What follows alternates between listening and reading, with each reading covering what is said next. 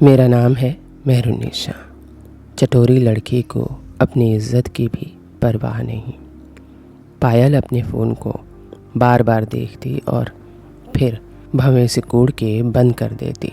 डरी घबराई हुई पायल यूं तो बड़ी चालाक और हाजिर जवाब थी, लेकिन उस दिन वो न जाने क्या फ़ोन में बार बार देखती और डर के मारे फ़ोन कभी स्विच ऑफ करती, कभी ऑन करती।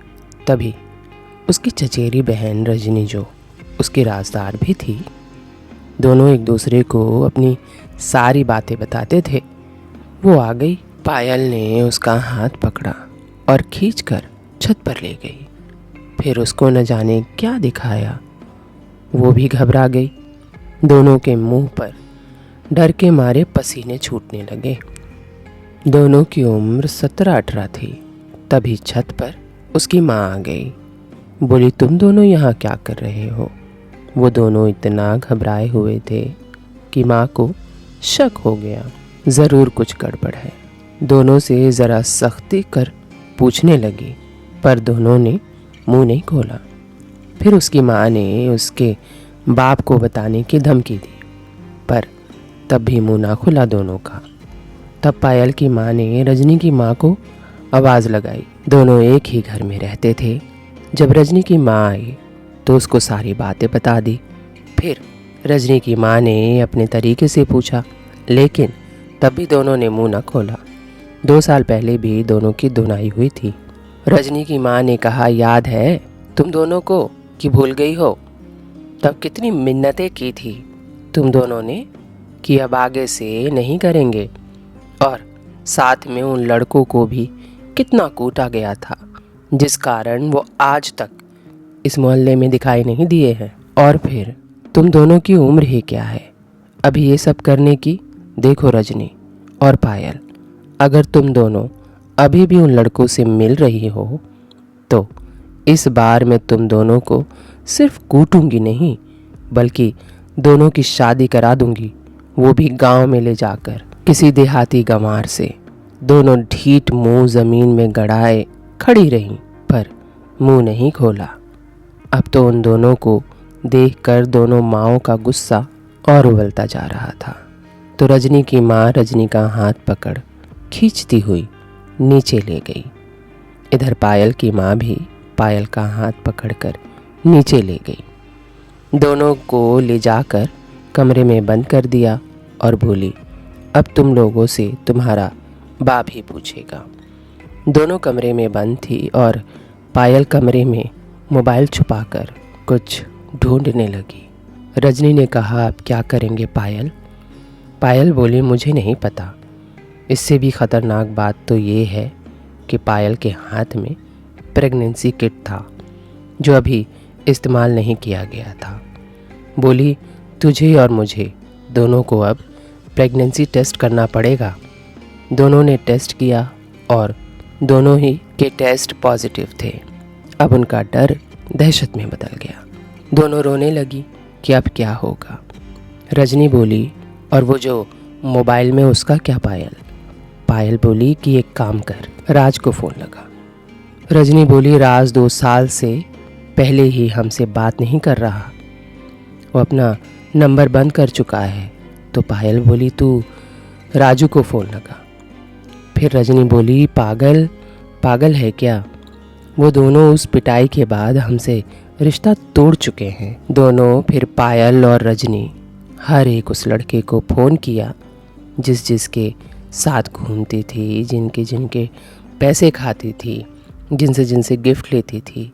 उनमें से हर लड़के ने उनकी मदद करने से मना कर दी। शाम होती जा रही थी। दोनों की डर के मारे हवा ख़राब होती जा रही थी। फिर दोनों ने एक तरकीब सोची कि कमरे में आग लगा देते हैं, और जब सब आग बुझाने आएंगे तो हम दोनों निकलकर भाग जाएंगे। तो दोनों ने कमरे में आग लगा दी। जैसे ही आग की लपटें ज़ोर हुई, मोहल्ले में हल्ला मच गया। दोनों लड़कियों को उनकी माएँ बंद करके बैठी थी। तभी बाहर गली से शोर आने लगा, अरे दीदी, तुम्हारे पीछे के कमरे में आग लगी है। दोनों माएँ ये सुनकर दौड़ती हुई कमरे की तरफ भागी कि बच्चियों को बंद किया है, कहीं जल ना जाए। जब तक इतनी भीड़ इकट्ठी हो गई थी, सब अपने हाथों में पानी लेकर भागे। जिसको जो मिला उसी में पानी लेकर भागा। दोनों माएँ दरवाज़ा खोल झुलसती हुई अंदर घुस गईं बच्चियों को ढूंढने।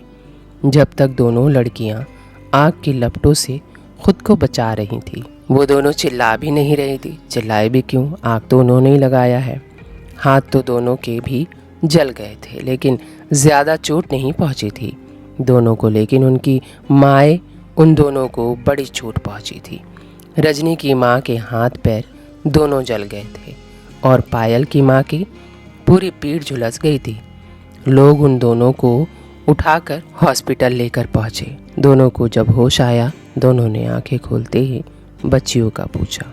घर वालों ने कहा दोनों ठीक है, दोनों की उंगलियां थोड़ी थोड़ी जल गई हैं, मरहम से काम चल जाएगा। डॉक्टर बोला है ज़्यादा चोट नहीं आई है दोनों को, तुम लोग फिक्र नहीं करो।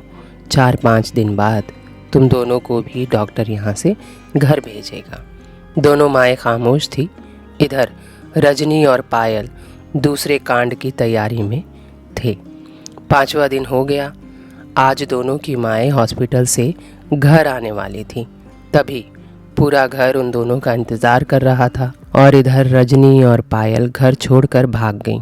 दोनों की माएँ जब घर आईं तो पूरा पड़ोस भी मिलने घर आ गया। उन दोनों को पट्टियाँ लगी हुई थी, लेकिन सब तो दिख रहे थे, दोनों लड़कियां नहीं दिख रही थीं।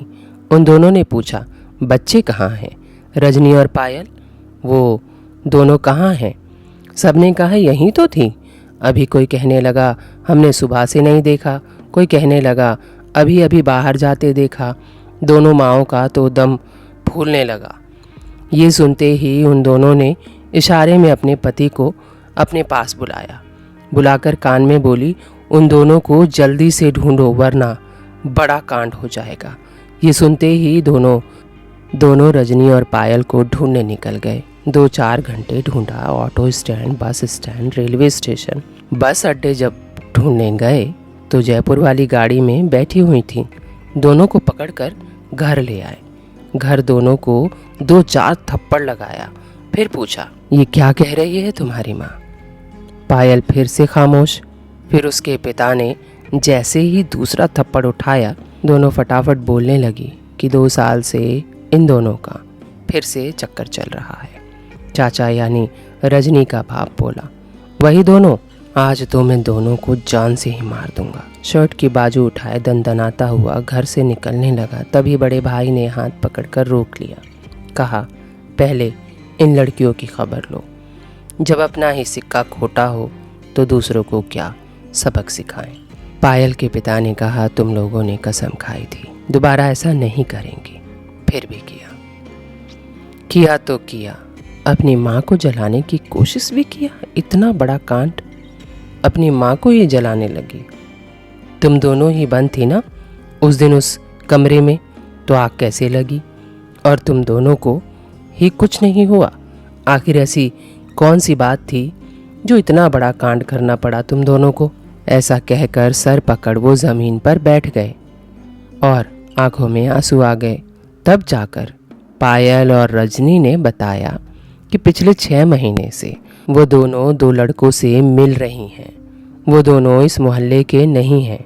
मोबाइल की दुकान पर मोबाइल सप्लाई करने आते हैं। वो दोनों इन दोनों पर खूब खर्चा करते हैं। पिछले महीने उन दोनों लड़कों ने इन दोनों के बर्थडे पर पार्टी रखी थी। पार्टी दिन में थी, इसीलिए किसी को पता नहीं चला और बहुत सारे गिफ्ट भी लेकर आया था। पर केक खाने के बाद दोनों को नींद आने लगी थी। जब दोनों उठी तो वहाँ कोई नहीं था और फिर हम दोनों भी अपने अपने घर आ गए। लेकिन अब वो दोनों लड़के हमें हमारी उस दिन की बेहोशी की तस्वीर हमें शेयर कर रहे हैं, जिसमें हमने कपड़े नहीं पहने हैं, और अब वो हमें धमका रहे हैं कि इंटरनेट पे डाल देंगे हमारी तस्वीर, और हम दोनों प्रेग्नेंट भी हो गए हैं। ये सुनते ही रजनी की माँ बेहोश हो गई और उसका पिता आग बबूला होकर रजनी का गला दबोचने लगा। तब पायल के पिता बीच में आए और बोले, हम इनको मार के क्या करेंगे, हमें पुलिस के पास जाना होगा। फिर दोनों को लेकर वो पुलिस के पास गए।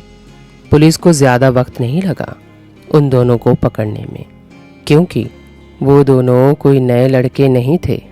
वो कई बार चोरी और मारपीट के जुर्म में अंदर भी हुए थे, लेकिन इस बार जुर्म बड़ा था। दोनों बहुत लंबे समय के लिए अंदर चले गए। इधर पायल और रजनी का उनकी रजामंदी और कोर्ट और पुलिस की निगरानी में रहकर उनका अबॉर्शन करवाया गया। और फिर रजनी और पायल का पूरा परिवार वहाँ से घर बेच के किसी दूसरे शहर चले गए। तो ये था चटोरी जीप का अंजाम। आपके बच्चे क्या कर रहे हैं? पैसा कहाँ से ला रहे हैं, कहाँ जा रहे हैं, किससे मिल रहे हैं, उनके पास महंगे गिफ्ट कहाँ से आ रहे हैं, वो कितनी देर में घर में रहते हैं, कितनी देर बाहर रहते हैं। बच्चे, लड़की हो या लड़का, सब पर अपनी नज़र रखिए और अपना ख्याल रखिए। आपको मेरी ये वीडियो कैसी लगी कमेंट में ज़रूर बताइएगा, और हाँ, चैनल को सब्सक्राइब करना ना भूलिएगा। Thank you for watching. और नई शायरी, नगमे, गज़लों के लिए मुझे आप इंस्टाग्राम पर फॉलो कर सकते हैं और सीधा मुझे डीएम भी कर सकते हैं। उसका लिंक मैंने बायो में लिख दिया है। Thank you for watching. अपने और अपने परिवार का ख्याल रखिए, और हाँ, ख़ास टीनेज पर ज़्यादा ध्यान दीजिए। Thank you.